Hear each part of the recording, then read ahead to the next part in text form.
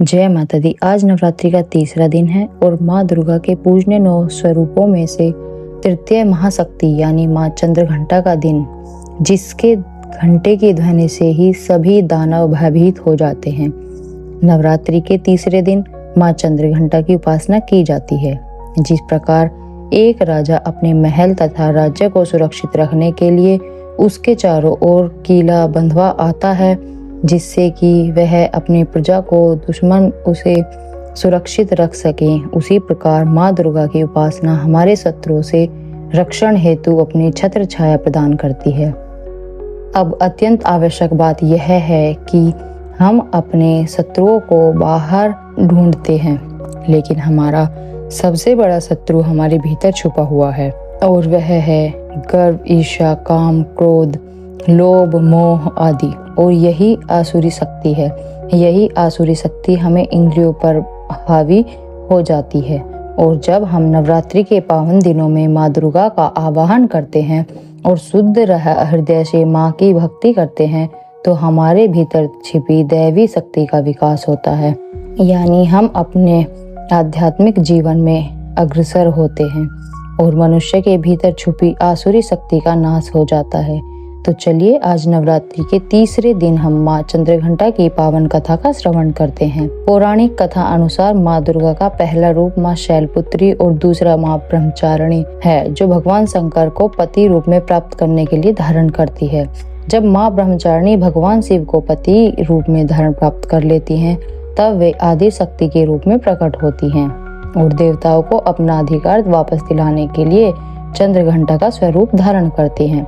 जब महिषासुर नामक राक्षस का अत्याचार बढ़ने लगा और ब्रह्मा जी से वरदान पाकर वह अत्यंत बलशाली हो गया, उसने स्वर्ग पर आक्रमण कर दिया। युद्ध में सभी देवताओं को हराकर उसने स्वर्ग छीन लिया और तब माँ दुर्गा ने देवी चंद्रघंटा का अवतार धारण किया।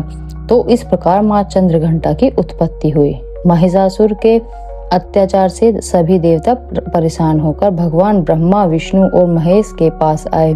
भगवान श्री हरि विष्णु ने सुझाव दिया कि हम सभी के तेज पुंज से एक महाशक्तिशाली देवी प्रकट होगी और वही देवी दुष्ट महिषासुर का वध कर पाएगी। तो इस प्रकार सभी को ऊर्जा और तेज पुंज के द्वारा एक देवी अवतरित हुई। उस देवी को भगवान शंकर ने अपना त्रिशूल, भगवान विष्णु ने अपना चक्र, इंद्र ने अपना घंटा, सूर्य ने अपना तेज तलवार और सिंह प्रदान किया, जिससे माँ अगाध शक्ति अत्यंत प्रचंड रूप में माँ चंद्रघंटा स्वरूप से प्रकट हुई और महिषासुर का वध करके उन्होंने देवताओं की रक्षा की।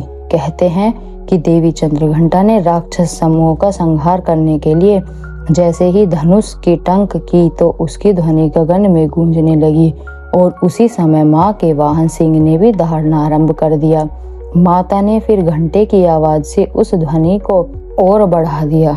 धनुष की टंक, सिंह की दहाड़ और घंटे की ध्वनि से संपूर्ण दिशाएं गूंजने लगी। उस भयंकर शब्द और अपने प्रताप से देवी दुर्गा ने दैत्य समूह का संहार कर दिया और विजय प्राप्त की। माँ चंद्रघंटा असुरों के विनाश हेतु माँ दुर्गा के तृतीय रूप में अवतरित हुई हैं, जो भयंकर दैत्य सेनाओं का संहार करके देवताओं को उनका भाग दिलाती हैं। माँ चंद्रघंटा भक्तों को वांछित फल प्रदान करती हैं।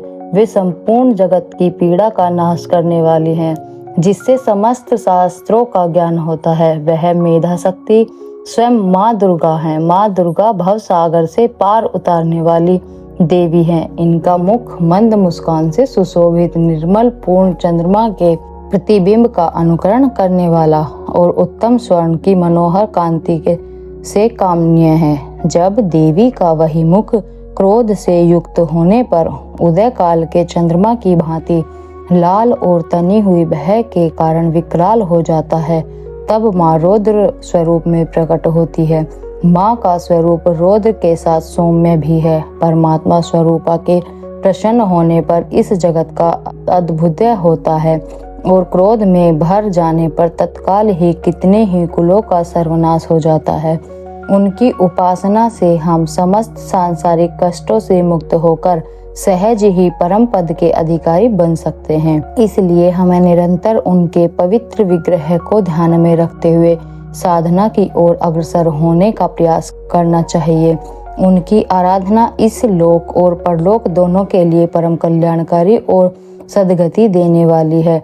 तो आइए अब हम देखते हैं कि माँ चंद्रघंटा की पूजा आराधना कैसे करनी चाहिए। इस दिन ब्रह्म मुहूर्त में उठकर स्नान आदि करने के बाद पूजा स्थान पर गंगा जल छिड़क फिर माँ चंद्रघंटा का ध्यान करें, उनके समक्ष दीपक प्रज्वलित करें और माँ की अक्षत, सिंदूर, पुष्प आदि चीजों से पूजा करें।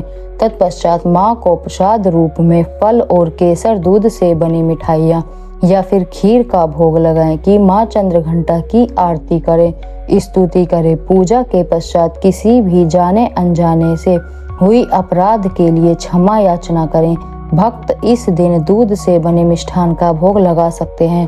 कहा जाता है कि माता को शहद भी प्रिय है। अगर आप यह सब भोग नहीं लगा सकते तो आप अपने क्षमता अनुसार प्रेम पूर्वक जो भी भोग माता को अर्पित करेंगे वे उन्हें स्वीकार करेंगी। नवरात्रि के तीसरे दिन माता दुर्गा के चंद्रघंटा रूप की विधि विधान से पूजा करने के बाद इस मंत्र का जाप करना चाहिए और यह मंत्र है ओम देवी चंद्रघंटा नमः।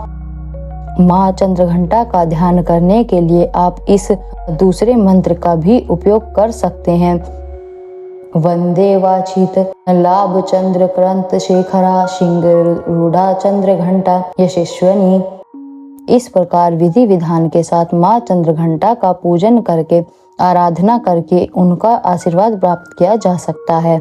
जैसे माँ भगवती ने नवदुर्गा का स्वरूप लेकर महिषासुर, धूम्रलोचन, चंड, मुंड, शुंभ, निशुंभ आदि अनेक दानवों का नाश किया, उसी प्रकार इस नवरात्रि के पावन अवसर पर माँ दुर्गा की आराधना करते हुए हम अपने भीतर के दानव का नाश कर परम धाम की प्राप्ति कर सकते हैं। माँ चंद्रघंटा ने अत्यंत बलशाली दैत्य सेना का श्रृंगार करके देवताओं को अपना अधिकार वापस दिला दिया था। माँ चंद्रघंटा देवी दुर्गा का शक्ति स्वरूप व इनमें ब्रह्मा, विष्णु और महेश तीनों देवी की शक्तियां समाहित हैं। यह अपने हाथों में तलवार, त्रिशूल, धनुष और गदा धारण करती हैं।